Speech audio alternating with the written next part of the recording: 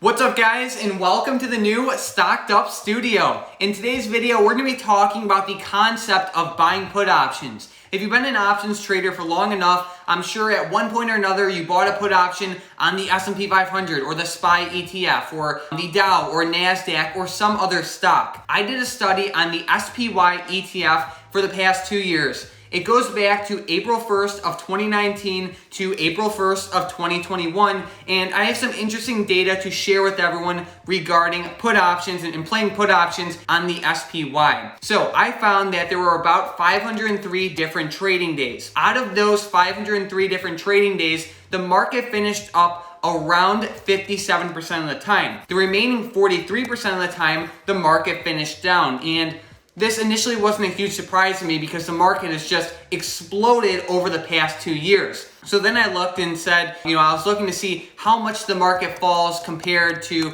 how much it rises. And on average, when the market is up, it's up around 0.92%, but when it's down around 1.05%. And this also wasn't a huge surprise to me because the market likes to take the stairs up and then the elevator down. So in terms of buying put options on the SPY, the two main takeaways I got from this data is that the market likes to rise a lot more than it likes to fall. Specifically, in the past 2 years, it likes to rise 57% of the time. And then even if you can predict the direction correctly, like to the downside, you also have to worry about time decay and expected moves and just timing it right. Because with options, not only do you have to predict direction, but you also have to predict how much the stock will move and by what time. So this data really showed me that, statistically speaking, it's not a smart idea to buy put options on the SPY ETF. And I'm sure the NASDAQ or the QQQ will have similar results. But the main reason I looked at this data is because sometimes you see crazy catalysts in the market, or you look at the market and it's just overextended